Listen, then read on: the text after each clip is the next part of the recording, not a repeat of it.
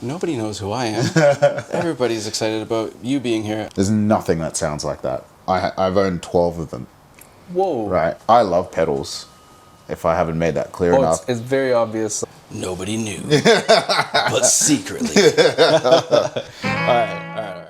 Hey, welcome. I'm Timothy, and today we're hanging out with Gang of Youth's founding member, Chachi Milani, working our way through a board packed full of Chase Bliss pedals, bringing you a mix of demonstration and conversation. Not quite a podcast, not quite a demo, like a democast, I don't know. But I'm here as your technically minded pedal nerd, and I'm obsessed with simplifying the complex world of effects pedals. I've got separate videos coming out which deep dive on each of these pedals, but today, come see Chachi's clever and unexpected approach to using Habit, how he layers his guitar in real time using Onward, his favorite settings for instant ambience on Mood Mark II, and 5 other Chase Bliss pedals thrown in for good measure. Plus, which pedals does Chachi get obsessive about? What would he pick if he could only have 3 pedals? Let's find out together on the inaugural episode of The Pedal Nerd.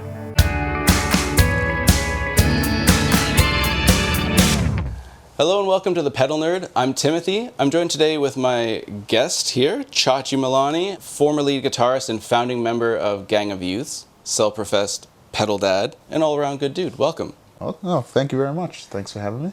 Do you want to talk about how we met briefly, or do you want me to do that? Yeah, sure. Yeah.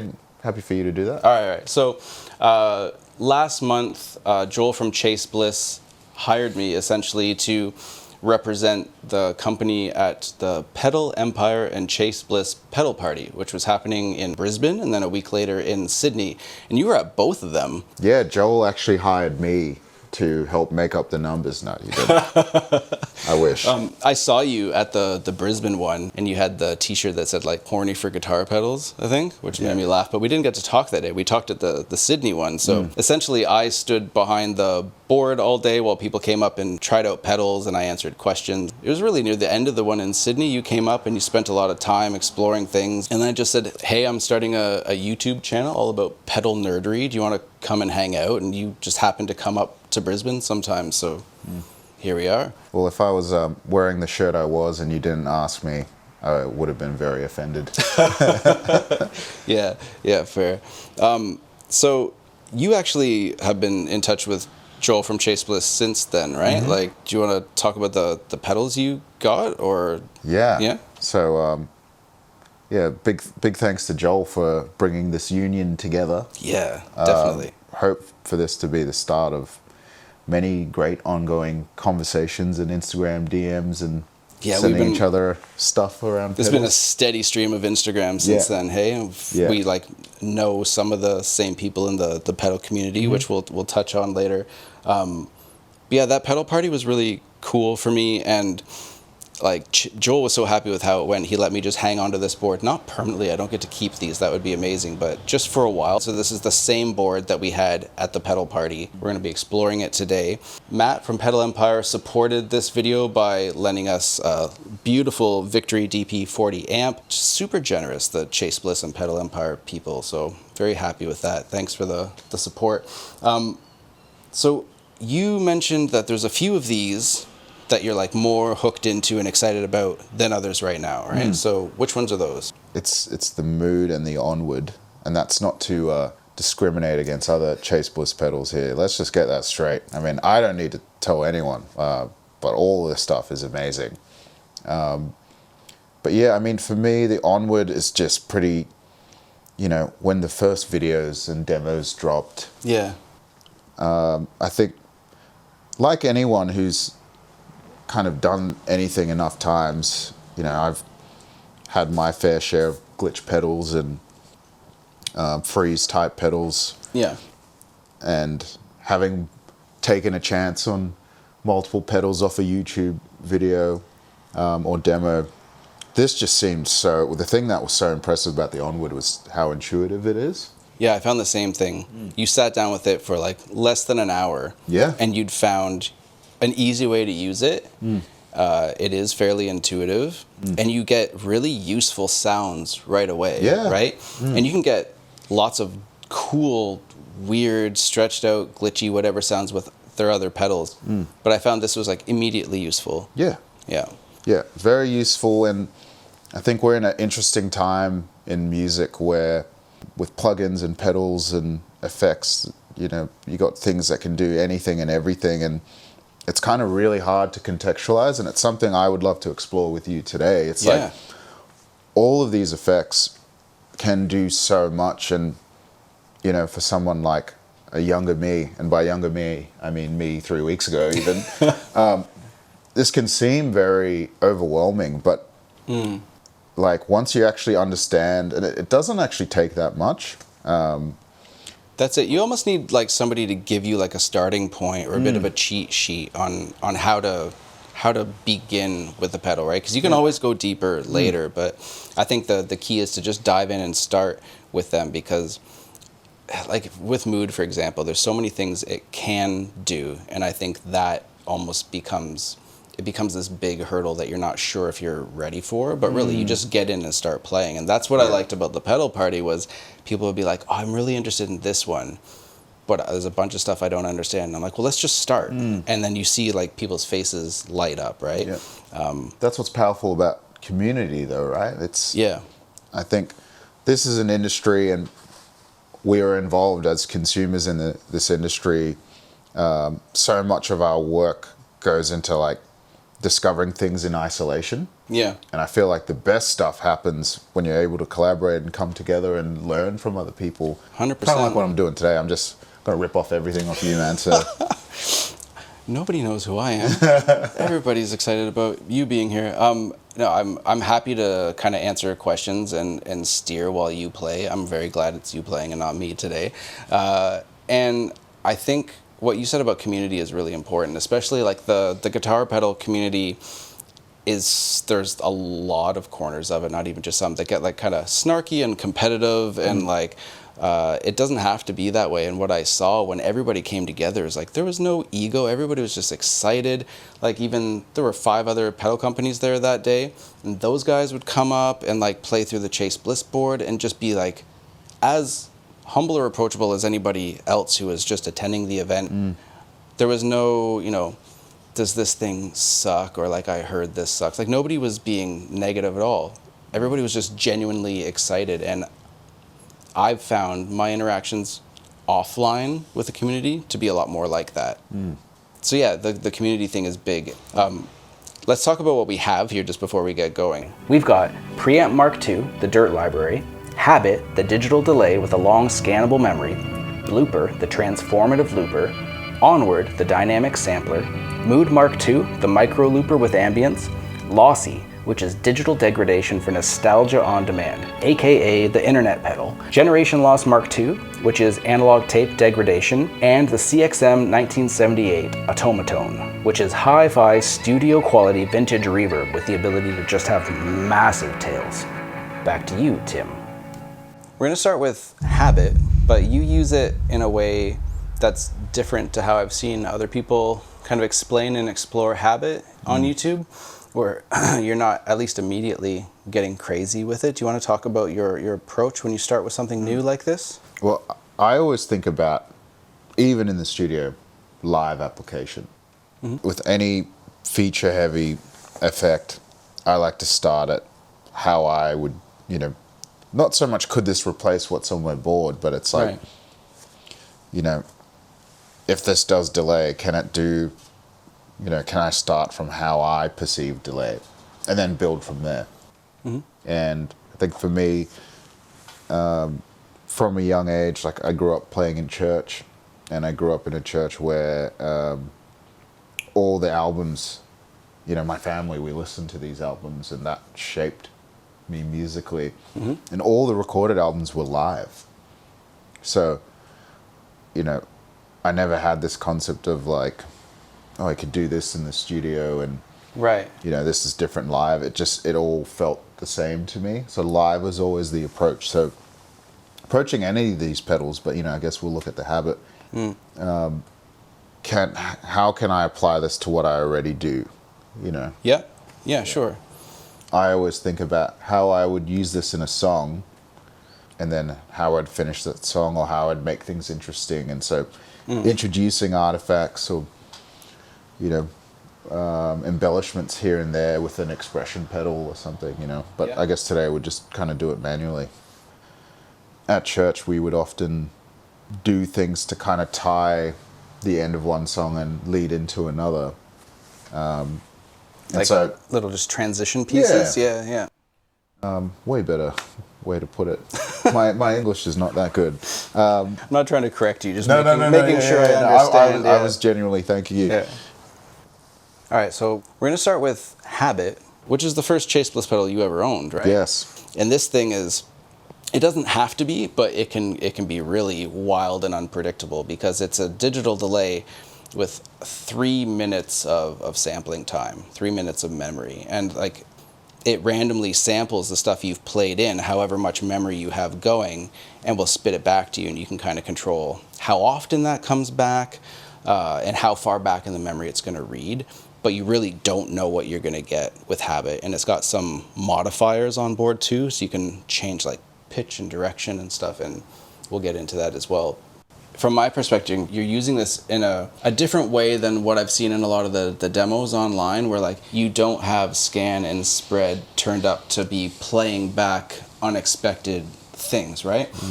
You are using the A2 mode, which is the stability mod, and it's like a tape delay style mod, and like it gives you feelings of like a multi-tap delay, you were telling me, right?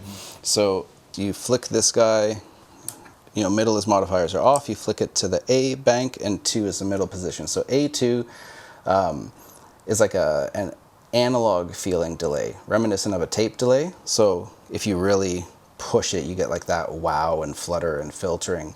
And it's the same if you go clockwise with it, but that also introduces noise, whereas we're going to go counterclockwise, which is like noise free. Just keep it nice and hi-fi.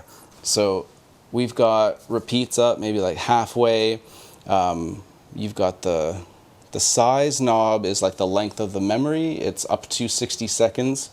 I don't think it's linear, so halfway is not necessarily 30 seconds. It's hard to know exactly what we have dialed in here, but spread and scan are the ones that control the playback of random snippets from what you fed into the memory. So we're not going to hear that. What we are going to hear is that stability modifier. And right now we're only modifying what hits the output. There is a feed mode where you can feed things back into itself and it starts to stack up. So yeah, give us a go. Show us how you like to use this one.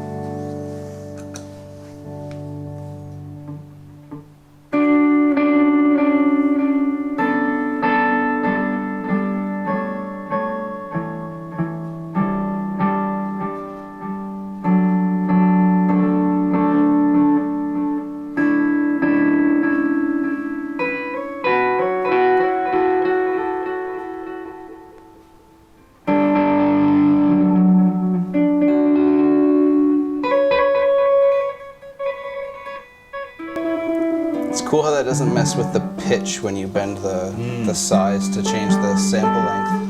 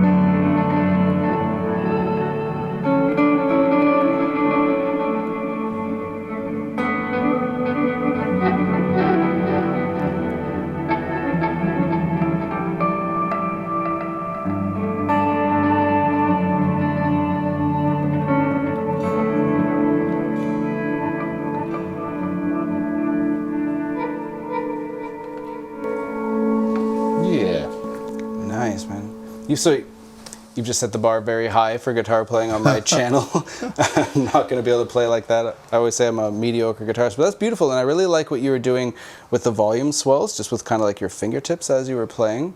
I also saw you sweeping that scan knob just to like add little bits. I've only played with Habit, like getting scan into a place where I'm happy with how frequently it's bringing things back and how far into the memory it's scanning back to bring them. But I hadn't thought about the sweep, and that's really cool. And you were talking about live applications, and 100% you could do that on stage because any of these knobs you can control with an expression pedal, right?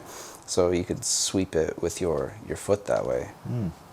No, that's very cool. Do you want to? I want to just show off how crazy the modify can get as you're playing. So like if we really push it.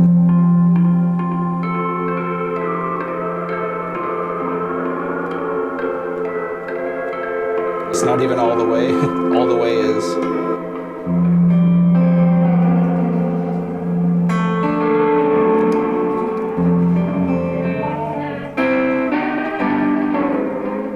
So that's like, the Gen Loss has some of that, like the Wow and Flutter tape machine style craziness. But I like how you had it just a little, right?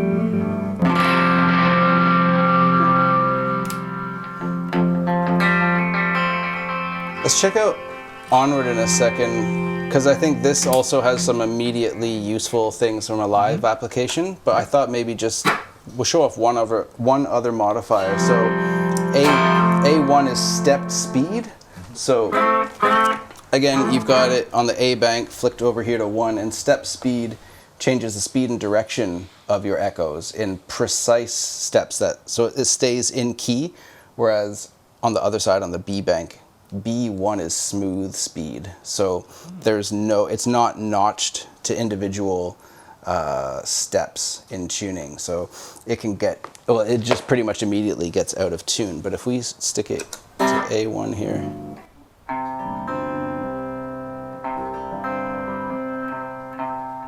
like that.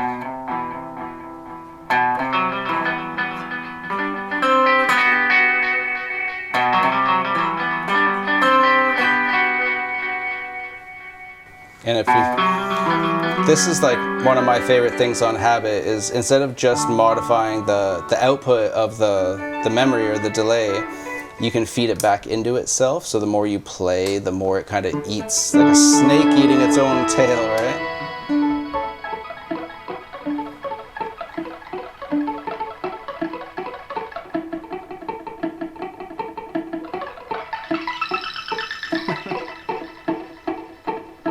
And then if you go counterclockwise, you get the reverse of that. So.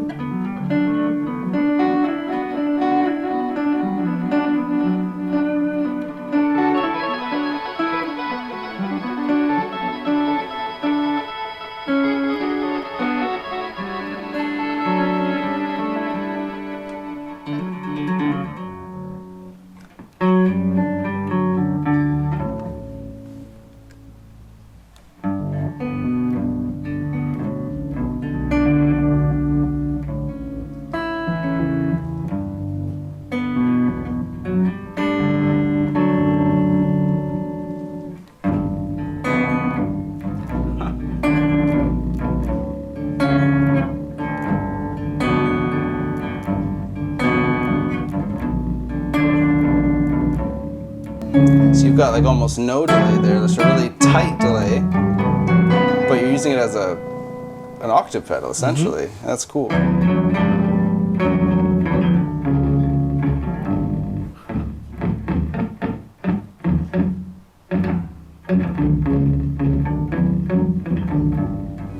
That's cool.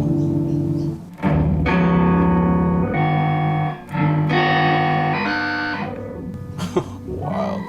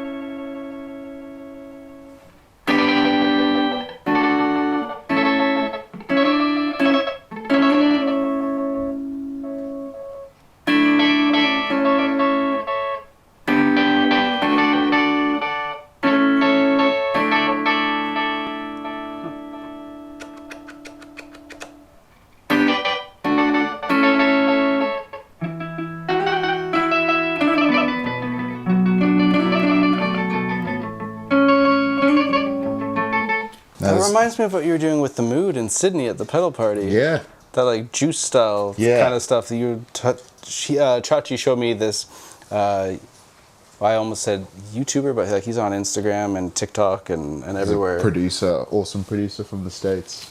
I don't know how you say that. It's a Juice or something. Juice. Who knows? I don't know how to say it, but shout out Juice. Yeah, man, really inventive playing, and like he's got some crazy stuff going on, but it never kind of gets in the way. Complementary was the word that you used when we were talking about it, right? Like it's not taking over, it's adding a lot. Well, it's collaborating. It's like interactive. They're playing off each other, and what's really cool is it's like R&B, soul, hip hop style music, and often it's hard to imagine how these tools apply in a setting like that. But it just 100% takes.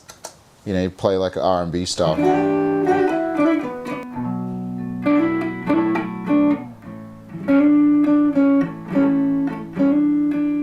And then just do the juice.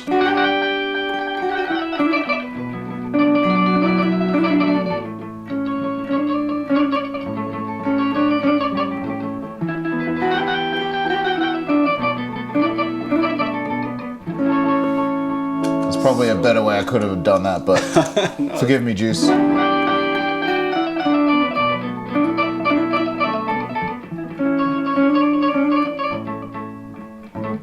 Yeah, you got to lock in the time, but.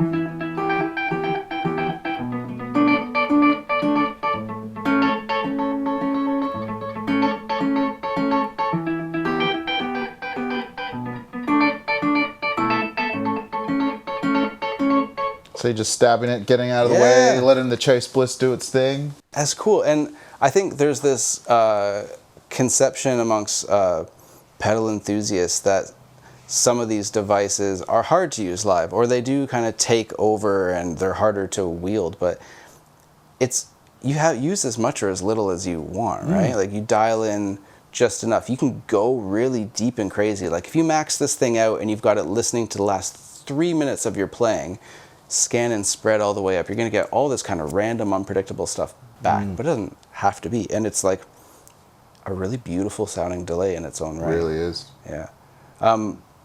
So I love that you made Habit into a live tool, because that was not my experience with it, but I've only managed to have these for like a handful of weeks, like just ahead of the pedal party, and then now like getting ready for these videos. I think if I spent enough time with it, I'd hope that I would discover that too, but that's not how I had framed it in my mind. I'd thought of it as like, here's this companion that listens to you and then sends stuff back to you in ways you wouldn't predict. And you can definitely use it for that. But it can also just be like a really rad delay with some cool modifiers. How you were saying, like, you want to approach a pedal, at least initially, in like, how am I going to use this live? How can I like jam on this thing without it like getting unwieldy or sort of taking over? That's Onward for me, is like something that you can play with even for 5 minutes and just kind of get it, right? Like I feel like the concepts that I was explaining to people at the Chase Bliss pedal party it's basically just a two-sided pedal, right? You've got your freeze channel, which is a dynamic sampling kind of freeze, and the glitch side. So the freeze, like lots of pedals do the freeze, but this one, it listens to your playing, and once you kind of play loud enough, however you set the sensitivity to, once you play loud enough, it's going to hold. It's going to freeze that, but you can continue playing softer under that, and that'll stay frozen until you then play loud enough that it's going to let it go. And just seeing the joy on people's face when they realize, like, oh my God, like I don't have to like keep stepping on something to make it freeze, right? And you can, either of these you can hold down to lock in either the freeze or the glitch, but you can turn them on and off independently. And the glitch has a few different modes, and the more you crank the error, the glitchier it gets. But you can almost get like a loop going on the glitch side, which is cool, and just freeze that and play over it. I love this thing. There's so much cool. You're gonna have to show me that. I will. Yeah, it's rad.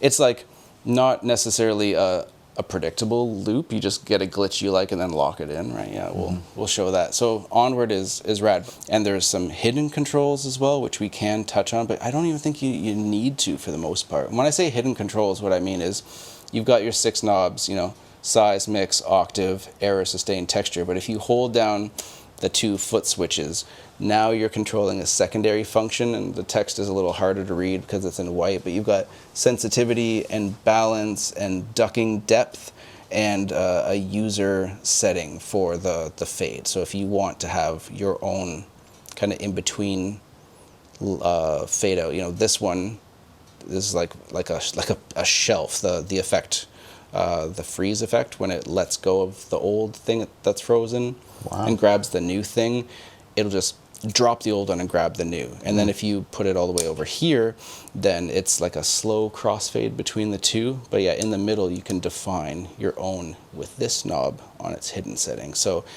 you have to hold them down while you change it. And then you let go and you're back to the main functions.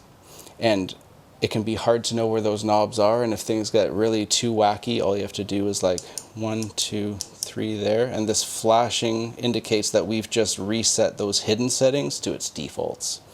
So there's all that deep stuff, but you don't even need it, right? Like you and I both agree, like the first day you sit down with it. I didn't even know you could do all that. Oh, there you go. I'm glad I'm helping you. Yeah. Yeah, freeze, you just leave the sensitivity set to the default because for the most part it works just fine. And when you kick it on, as soon as you play something loud enough, it's just going to hold that. I feel like this is more one you just show than talk about, right? Definitely. So let's play with the glitch side and mess around with that a bit. So it's only going to get more messed up as we crank error. So.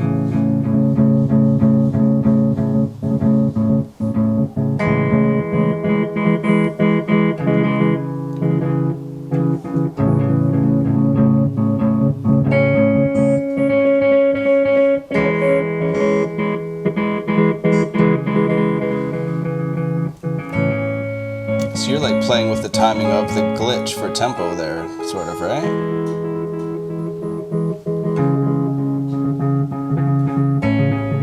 And that size we can change with the size knob. So if we do this, it's a much smaller sample size that's going to be repeating, or we can crank it up and get like longer. It's like a delay time, kind of. But yeah, the more you crank the error, the more hectic it gets. I'll put up a description on the screen of the different error types here. But they're all pretty cool in their own way, hey? Like, let's flick over this way.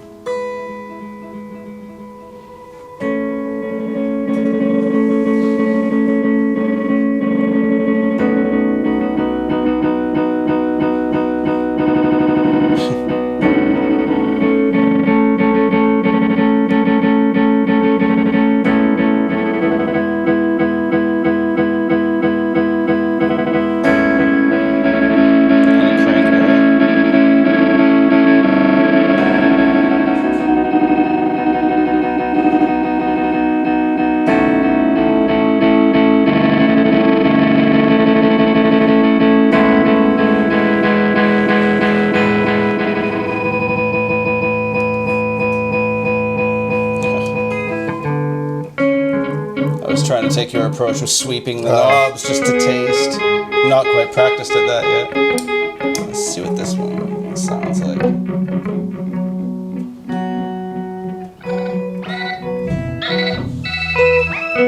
Oh, this is the wackiest one for me. Let's start low.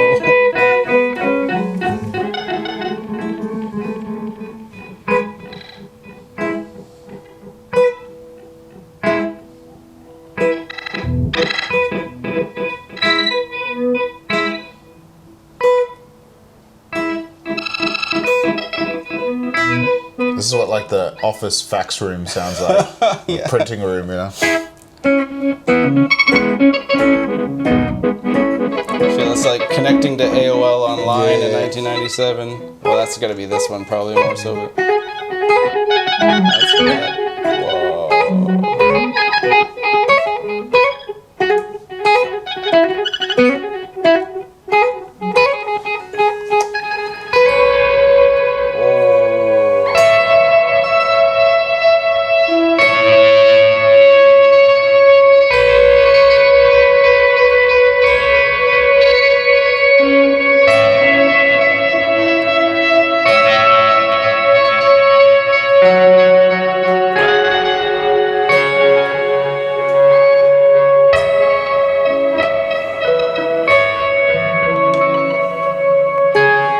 freeze on at the same time.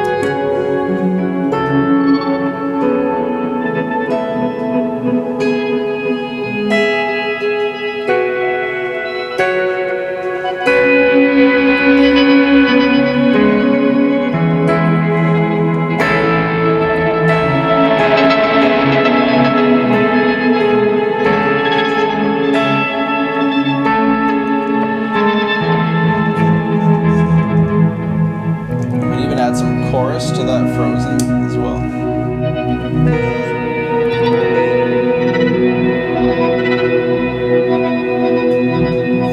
So then let's show how to lock something in. So if you find something you like Frozen wise, like you happy with that? Or yeah, so if we do that, hold it down. Now that's gonna stay frozen no matter what you do.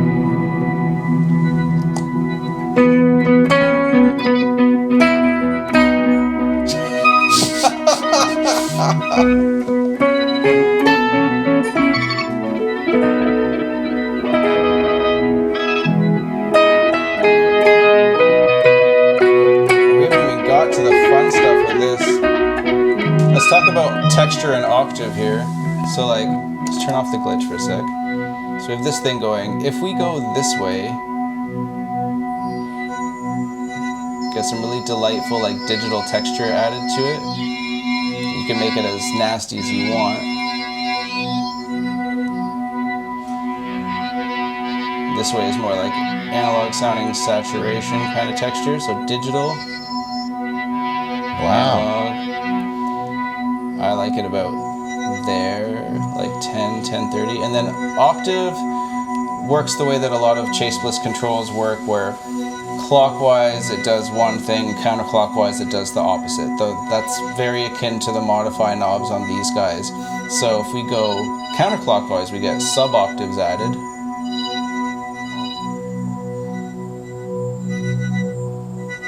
And if you start with like a low chord Frozen, like that can get really cool sounding. And then if we go the other way, those real shiny, shimmery upper octaves, but I'm all about those low octaves. Actually, do you want to freeze like a lower chord?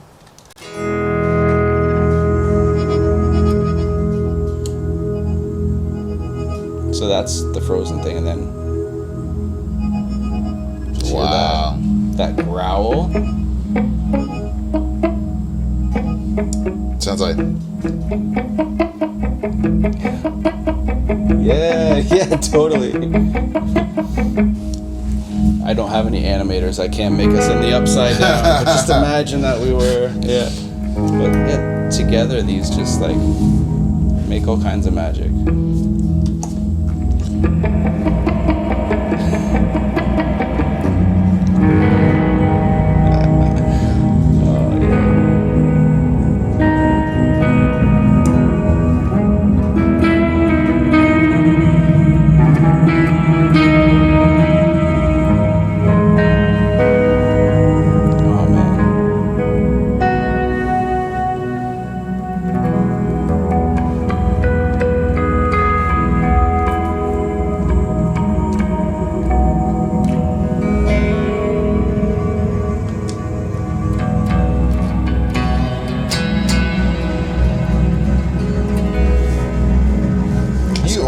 Freeze the glitch? Yeah, 100%. Wow. Just that's what I was talking about, making like a little micro loop type thing to play over.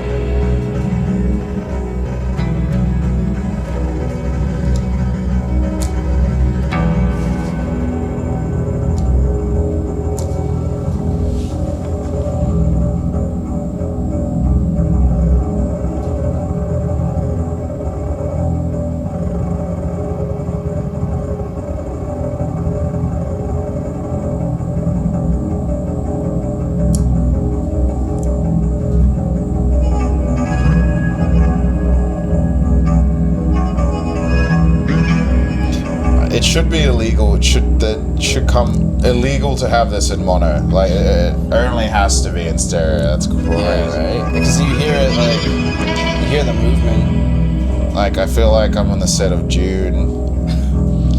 Yeah, Yeah, it's definitely got like instant sci-fi vibes. That is crazy. I love that it can give you some really beautiful ambient stuff, and it can also sound super menacing. Like, and you can do both at the same time, depending on what you freeze and what you glitch.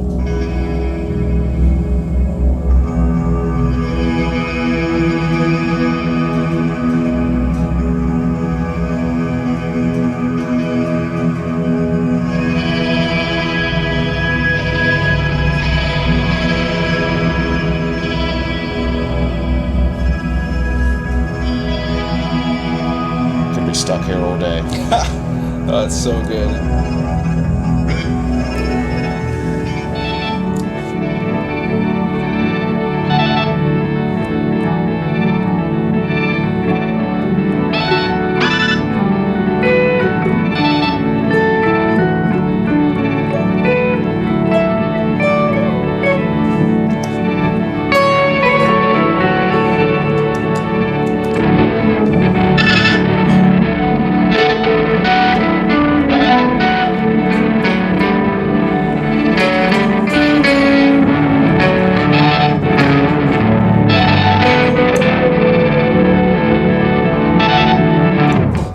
Tape stop.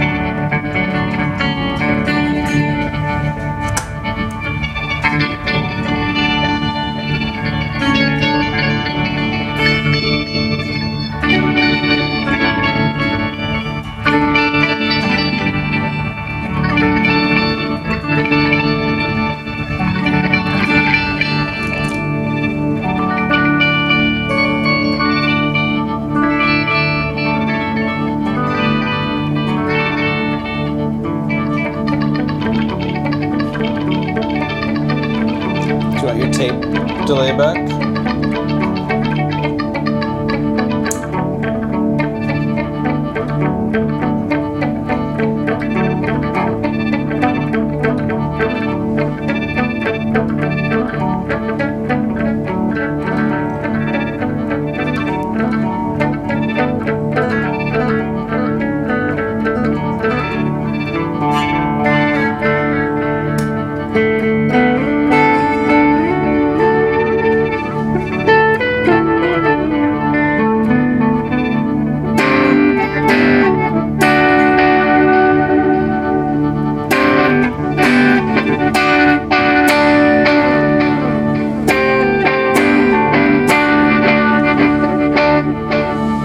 Just imagining if Keith Richards was playing it.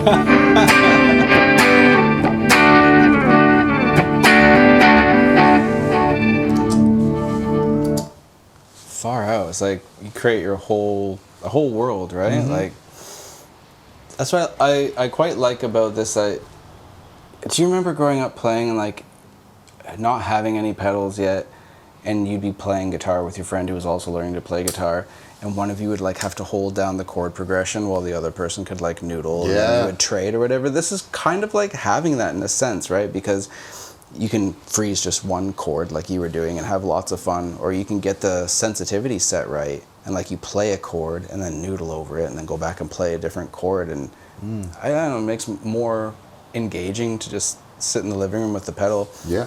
But then, like you were saying, like we were saying, it's very usable in a live context that way.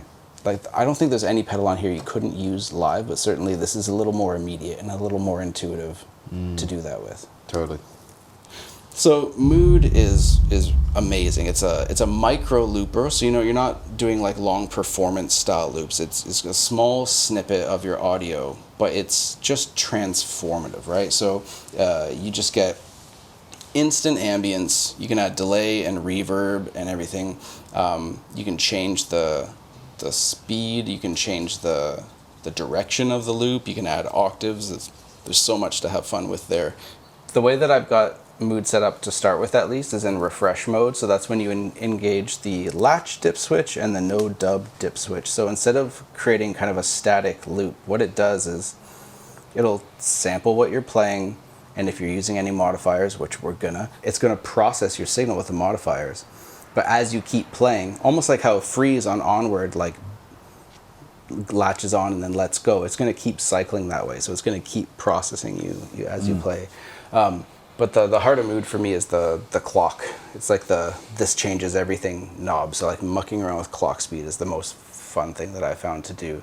But do you remember what modifier you were playing in Sydney? Where was it the delay? I feel like it was the delay. Delay, yeah. definitely. Yeah. What have you dialed in? You've got tape modifier, right? Mm-hmm. You've got clock pretty high. So we're only hearing this side right now.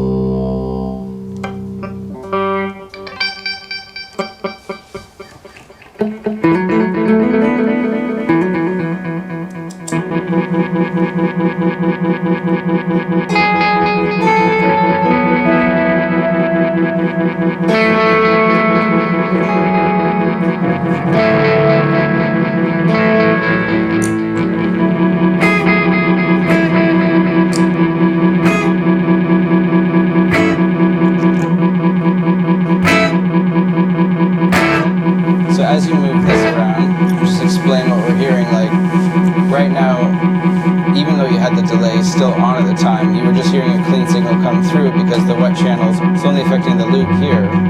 Whereas if you turn this on, now it's affecting the both. And over here, it's the wet side's only affecting your playing, not the loop. That's right, yeah.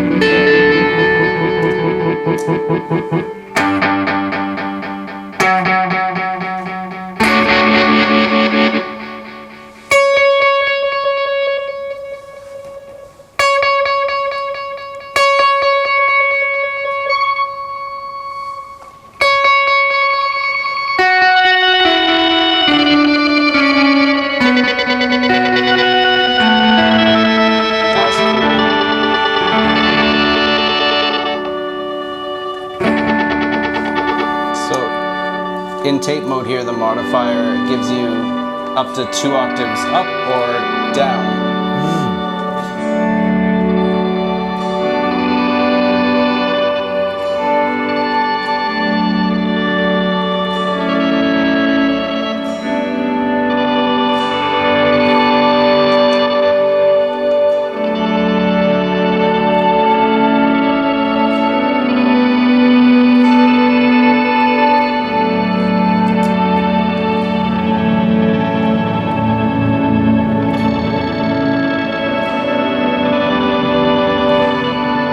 Makes everything better, hey? I'm not such a reverb junkie.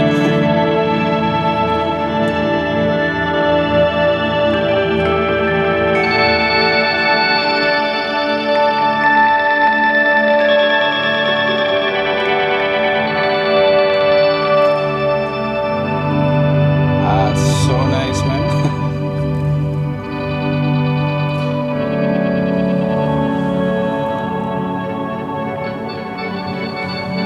So with the modifier here, counterclockwise, you're getting that tape modifier, but it's reversed, right? Because you've gone counterclockwise. So you've got like a reverse tape delay with octave added. You get so much out of like one knob, really. That's really tasteful where you've dialed it in here.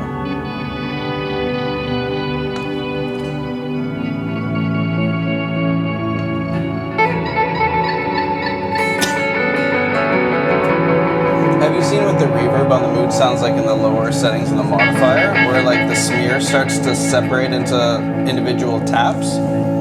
Yeah, let's just play with the reverb here. So.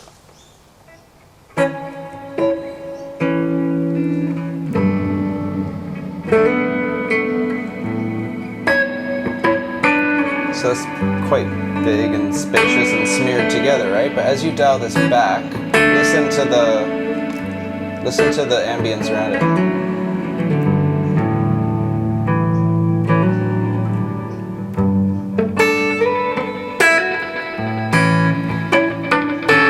Did you hear that? The smear of reverb separates into little taps. Oh.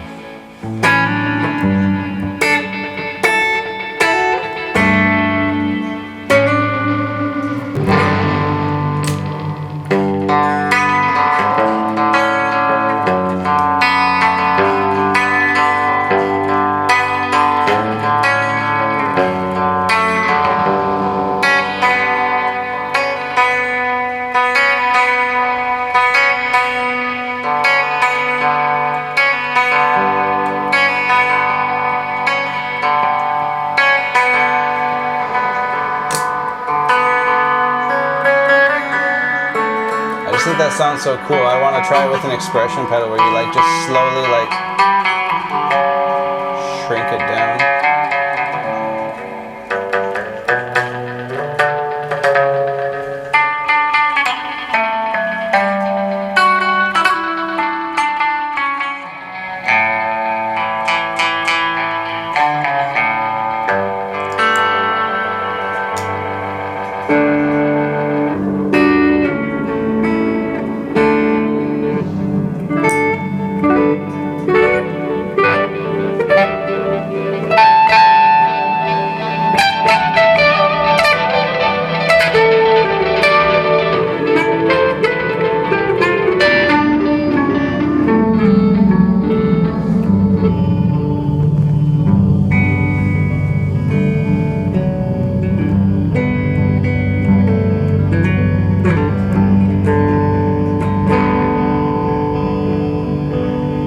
That clock noise that comes in when you dial it right down to stretch it out.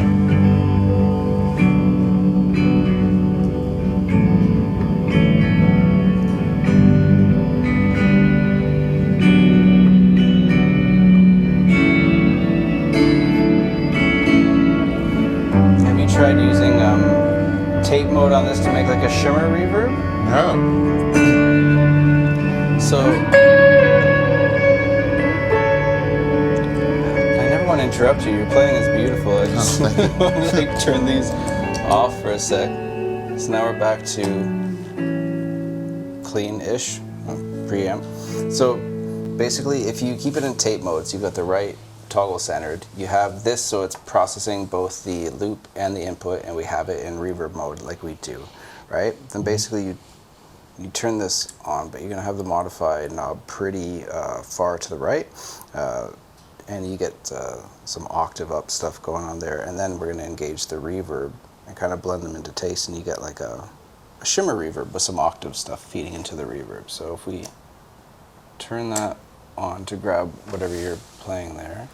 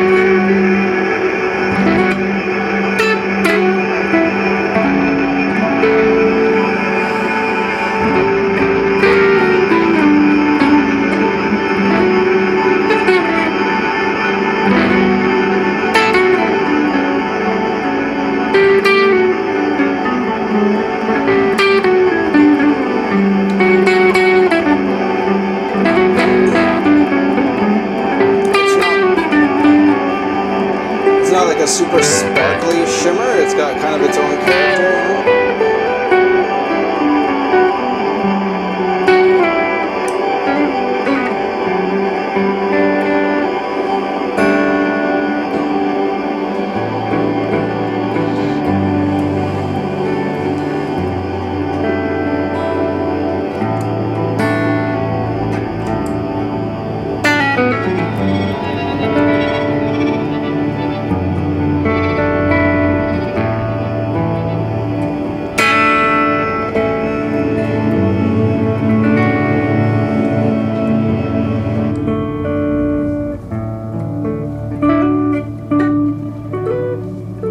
Sounded like the glitch was coming through on the freeze side. Wonder if I've changed the routing somehow without realizing it, because you can change the routing on onward so that your glitch affects the freeze or not.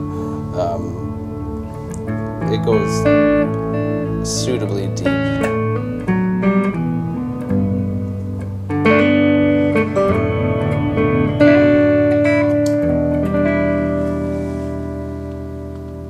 To like hire you to be in every video, man. Are there other mood modes that you want to look at?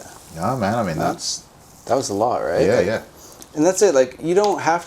This is the thing. This is what I was trying to tell people at the table. Like, it's cool for me. I enjoy, like, reading the manual and knowing what the knobs do and understanding like maybe how it's sampling or whatever. You don't need to. Like, I feel especially with mood, you don't necessarily need to know what you're doing, and almost in a way it's an advantage if you don't, because you're really just listening. You're just following your ears. You're following what feels good intuitively. And then if you hit a wall and you get frustrated, you can bust out a manual or whatever. But I don't think you need to. Wow. It's very exploratory that way. Thank you very much for playing through these, by the way, because it's always really interesting to me to see how other people use these pedals, right? Like, I've had some time with these, but seeing how you use them makes me want to spend more time with it and like kind of try out the things that you are doing. So thank you for that. Especially using Habit with like things kind of dialed down a little bit. That was really, really cool. So before I ask you some questions about your pedals, how about we just turn a bunch of stuff on and see what we get? Because I think combined it could be either absolute cacophony of chaos or it could be really cool. So we're about to find out. Let's start with reverb. Nice.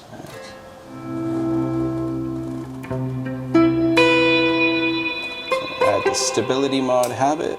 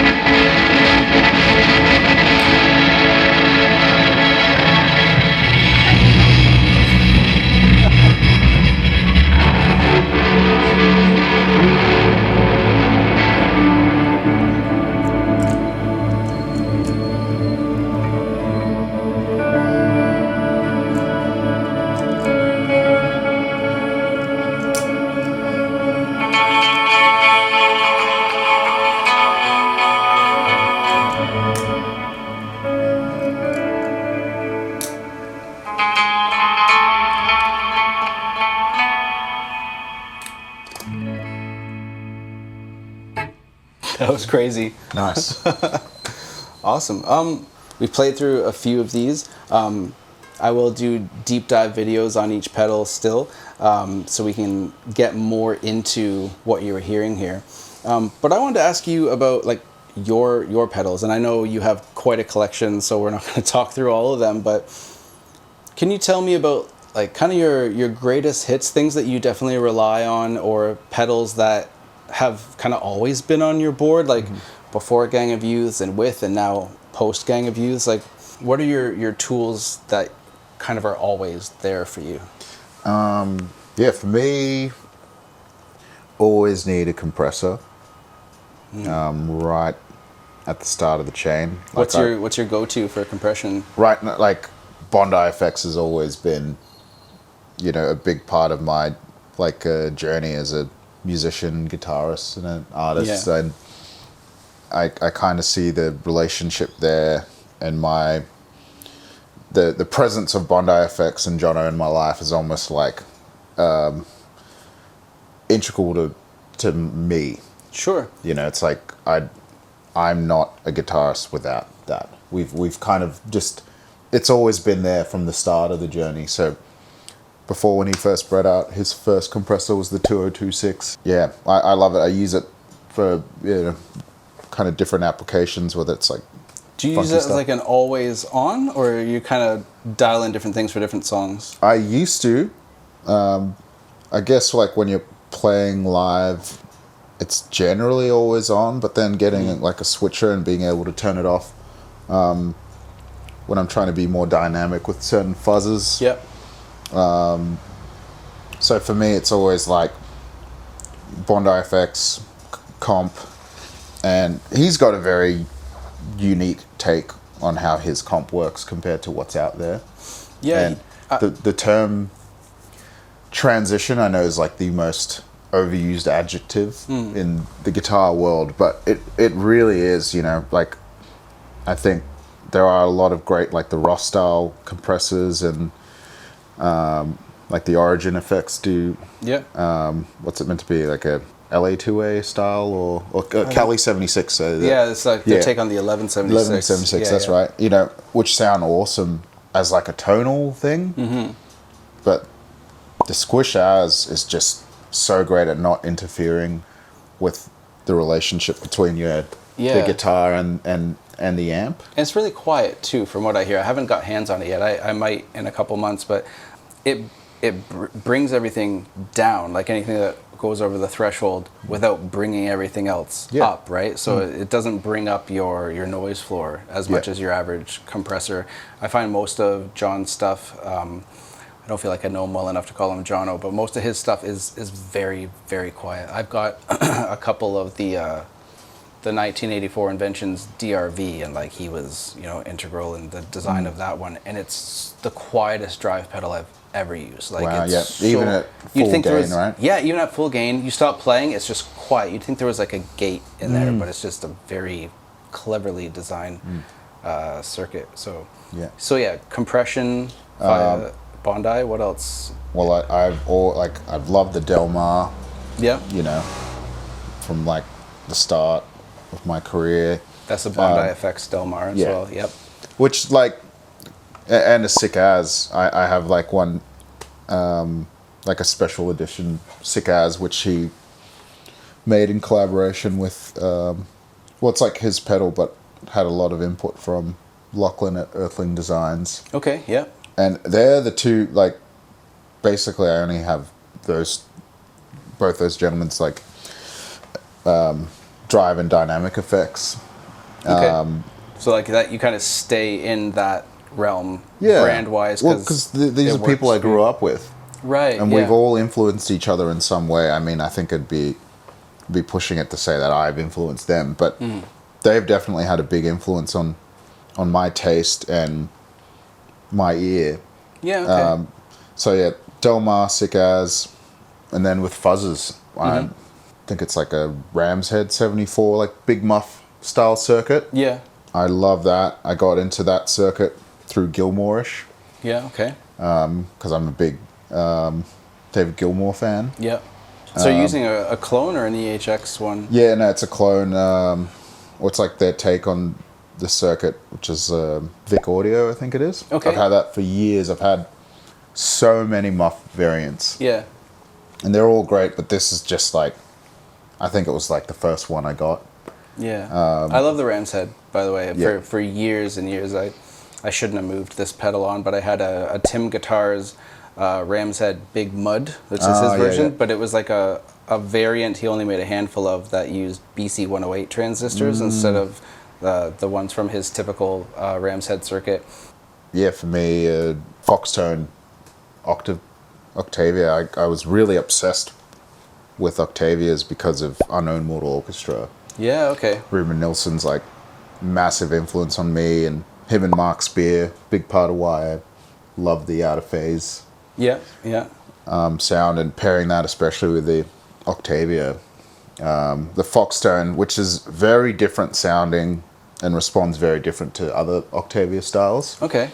When I used to tour, I would always go into a guitar shop and buy an octave, like a vintage octave fuzz. And we're talking about like the original octave circuit where like it's way more apparent if you're playing above the 12th fret. On the neck pickup. Yeah, yeah. But the Foxtone, for me, I've owned 12 of them. Whoa. Right, and I've tried everything from the Roger Mayer to the Tycho Brahe. I forgot what that one was called. I had a few of them. So like different signature models in their line? Yeah, I've honestly, I Googled them all, and everywhere I went, I tried it, and every vintage one is different. No, like of all the 12 Foxtones I owned, they were all slightly different. EHX is like that, and a lot of that came down to the availability of parts. Yeah, at the right. time, they would make it with what they had available, right? Yeah. So, Tim Guitars is a builder here in Brisbane, and he's got a blog that he goes into detail about this stuff. But I remember him saying the reason he ended up collecting so many big muff pedals, and he has a lot, is because they were all slightly different, and he would reverse engineer them to figure out what made them different, and then use that to inform his own designs. But yeah, across the 70s, like, you could have one made the year before the next one, and they're going to be very different. But then, as the components age and their values drift, they're going to be different again, right? Totally. So by now, those ones from the 70s are wildly inconsistent, which is why you get people like Jay Mascis. He's like, this is the one. Out of all my muffs, like, this is the one, and he'll have somebody clone it for him. Yeah. Well, I did that with a Foxtone, and the last two I bought were from the same year and apparently the same batch, and they still sounded different. Wow. But I've got the one that I was like, this is the one. And for me, I realized as I got older, there's like a particular solo sound, which like when I hear a Foxtone Octavia, that's what I'm trying to search for. That's what I'm trying to recreate. I think everybody watching this could probably relate to tone chasing. Like, you have a sound in your head and you're just trying to find a way to bring it to life. Yeah. Well, I'm not someone who like, I don't believe in like chasing the tone in my head, like in my own ears. I like to get close to like a hero's take on something. Yeah. And then I know that I'll never reach that, and wherever I land is where I find myself. Sure, yeah. I don't try something working with Jono and Lachlan from Earthling. I realize how important it is to trust other people's ears as well. And be open to it. Yeah. Because sometimes they can understand you better. They know what you're going for. Yeah. Yeah. So yeah, I got Lachlan to clone this Foxtone. Okay. I brought it back from Southside Guitars in Brooklyn, and I was like, I need exactly this. Yeah, and especially if you're touring, right? You don't want to take the magic one on tour with you. Yeah. And he's done a few of those for me. Like, I'm a big fan of, I think it's the Maestro PH1 phaser. There's nothing that sounds like that. Like, it is incredible, just the presence and the warmth and like this kind of preamp quality that it has. Okay, I haven't heard of or obviously then played that one. It's like, do you remember those old Maestro pedals that it's like, looks like a tank? Yeah. And you step on it and like the whole pedal is like the whole enclosure is the foot switch. Oh, okay. Yeah, Yeah. I have a picture in my head. I don't know if it's the Yeah. same. I'll put up a picture here. But So I got Lachlan to rehouse it in something more pedalboard friendly. So that's something really important to me. I love Univibe. I've owned quite a few. And I just, for me, the photocell type Univibe is, I've owned the old school Univibes, and I actually find it doesn't suit my ear or my taste. The Okay. photocell ones are like more what I'm into, and I'm really into the Drybell version 3. There is this awesome chorus, big fan of chorus. What's it called? Sephora or Sephora? It's like by Frommel Electronics, okay, yeah. and it's called the Deluxe, Sephora Deluxe or something. I've never heard a chorus sound like this thing. It's unbelievable. Does it go like more extreme, or Yeah, what and makes it unique to It you? just, for me, and again with the cert, you know, you have this sound in your head where you're like, that's chorus, and that's forever imprinted in your head as chorus. And for me, it's the Purple Rain. Oh, you know, okay. just the- right. That chord Yeah. with that sound. Nothing sounds like that pedal when I play that wow. chord. And did you seek that out because you found out that was something No, Prince no, used, or just yeah. Just, as soon as yeah. you heard it, you're like, that's yeah. that. Nice. So that's like drive, Compressor, fuzz, drive, fuzz, modulation. modulation, yeah. What And about then- reverb? Well, What's your for- go-to? Before reverb. Oh, before, okay, yeah. I'm actually not that crazy about reverb as I used to be. For me, delay is really important. Yeah, okay. And for me, like, the Holy Duo, which has now turned into the Holy Trinity for me, is Boss DD5 Yep. and the Bondi FX Art Van delay. I need to get my hands on one of those. Yeah. Well, I mean, version 2, man. Yeah. But those two together, there's nothing that sounds like the DD5. I own 5 of them. so that's digital delay. Yeah, You're complementing with the Art Van delay from Bondi, which is analog delay. Well, apparently the DD5 is actually an analog delay. Yeah. I might be thinking of DD7. No, I then, mean, yeah. you're thinking of the right thing, the wide Okay. enclosure. Yeah. But apparently there's something about it, and it's, you know, it's got this particular chip, and how it works is actually closer to what how an analog delay works. Right, because an analog delay is like a bucket brigade device. So Mm-hmm. you've got like separate bucket brigade chips or components that sample from each other, and it degrades with each one. Mm-hmm. Yeah. Whereas with digital, it's a digital copy, which is why it sounds so clean as Yeah. it echoes around. Yeah. But there's a particular chip or something in the DD5. Nothing sounds like the DD5. All right. It's pretty awesome. So that's you mentioned a trio though. What's the third one for you? Recently, I've come across the MXR Joshua, which is like the name says it all. It's like, I think, like kind of the homage to the You choose Joshua Tree.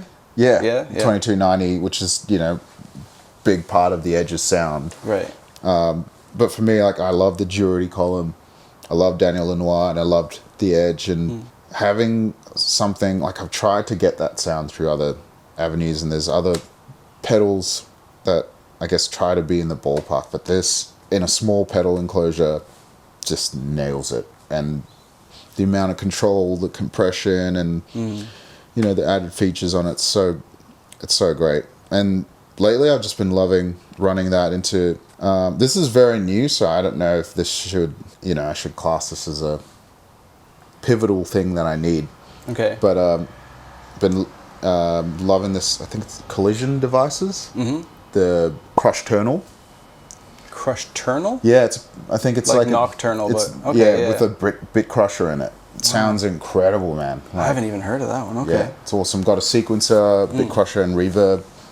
That into the Echofix spring reverb. Yeah. Incredible. And just when I can be bothered to set it up, the Echofix, the tape delay is incredible.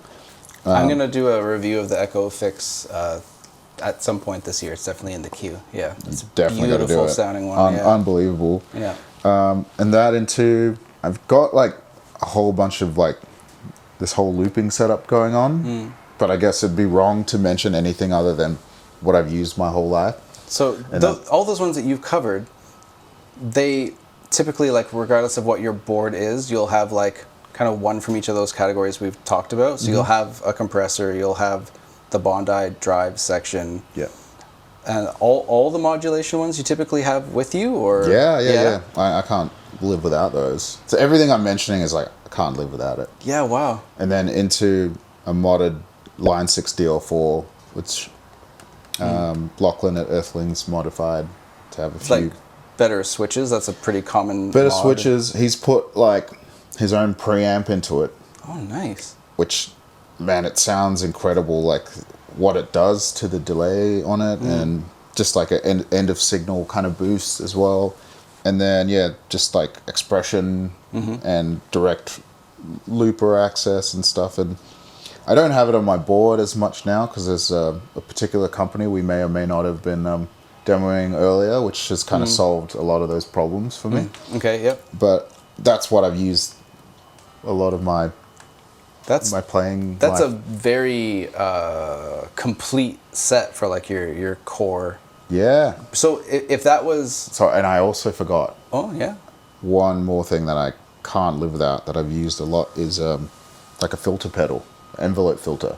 okay, yeah, Yeah. Really, like an auto wah kind Yeah. of thing, yeah. yeah, I use that a lot and like really subtly because it's nice if I'm looping into something and pitching it up a way that I kind of roll off the sharpness. Because it can get kind of harsh. Yeah. Like even when I was mucking around with the mood and like Yeah. going crazy, If- the if high you- frequency can be overwhelming, right? If I played what I did with an envelope filter and then did that, smooth. Right. Okay. Yeah. Yeah, I could see the application for that because I had an envelope filter pedal, just a Boss one for a while, Yeah. and I couldn't get it to not kind of sound goofy, and that's probably just my playing style. Which was the Boss one you had? Oh man, this is going Was it back like the 20 beige years. one? Yeah, the beige That's one. the one I use. Yeah? Yeah, I love it. I see. This is 20 years ago. I was playing very differently then than I am now. Yeah. I got it because I was chasing like a Tom Morello kind of thing at the Right. time, and it didn't. I'm not Tom Morello is what it comes Yeah. down to. So, but I could absolutely see the application to kind of soften the frequency edges of the highly pitched up octave up signal. Yeah. So that's a really complete set. If that's kind of the core, and then you'd have other pedals adding and being removed for the projects or various tours, like how big of a board are we talking that you were touring with gangs? Oh, I mean, small board, right? Just required 4 people to carry it. Yeah, it was. Yeah. Yeah, it was like a non-negotiable for me. Sure. Like I'd tried tours with a smaller board, but for me, I love pedals. If I haven't made that clear Oh, enough. it's very obvious. Like you're in good company for that. Yeah. And within my own writing, I've always considered a pedal like a collaborator. Yeah. So it's like that's a band member. My pedal board's a band member. I had a name for each board, and I'd refer to it like a person, you know. Yeah. And I fully get that because the way that I use pedals, I can't imagine playing those songs without the pedals, or Totally. even like removing a couple of them. It would just completely change the vibe for Yep. me. Yeah. All right. So then, talking about like that's all your core things. This is a parting question. You're the first person I'm asking, but I'm going to ask everybody this: if you could only have 3 pedals available to you for a whole year, what are your 3? if it's only 3, I'd have to go like a looper style Okay. because I just feel like I can do so much with a looper. Do I have to specify the pedal itself, or It's up to you. Yeah. Yeah, I learnt everything on a Line 6 M9, and I had this really cool modified one by JVH3. It's a company, I don't think they're doing stuff anymore. But yeah, like so much of the first 2 Gangs albums was that pedal. Yeah. Wow. And obviously Line 6 have the HX stomp and Yeah. You see know, that on but- a lot of boards these Yeah. days, yeah. But there's something about how you map and navigate the M9 which is just so intuitive. And so I would just use that. I would have a compressor and maybe like a wacky fuzz. I'm a big fan of like Fuzz Factory style. Yeah. I So- wish I had managed to grab, I might still try to, the Bliss Factory. Yeah, the Bliss Factory. So you could have presets, because I borrowed a friend's Fuzz Factory for a while, and you got such cool stuff, but you move the knob like a hair, and it's just something else entirely. So Yeah. being able to have presets for it would Totally. be amazing, yeah. Well, maybe for me, I'd go because the Bliss Factory also has the ability to like envelope, right? I think You can so. do, I like, mean, I haven't filter played with sweep it. on it and stuff, right? Yeah, you should be able to, because all Yeah. their stuff has expression control over the knobs. Yeah, I'm pretty sure. So then yeah. that covers filter as well, although the M9 does that for me. I would either go comp, like a Benson style preamp, the Chase Bliss one, or the Bliss Factory, and the M9, and that's me for life. Sorted. Yeah. Yeah. Yeah, nice. Good Sorry, choices. sorry. I know I've harped on about Bondi effects and stuff, but if I had, No. had a gun to my head, that's the three. No, that's great. Thanks so much. Sorry. Thanks so much for being here, man. Like, I really appreciate you hanging out and showing us how you would use these pedals and just like talking about, your non-negotiables. I love hearing that stuff. By the way, check out Chachi's solo project. I don't know, do you call it a band or a project? Yeah, project. Solo project. It's called Pei, P-E-I. That's what he's been working on post Gang of Youths. And thank you guys so much for hanging out with us today. I hope to see you again soon. Cheers. Thank you. This started out just being a video about pedals, about how they can change the music we make. I never thought I would also discover how pedals can change people's lives.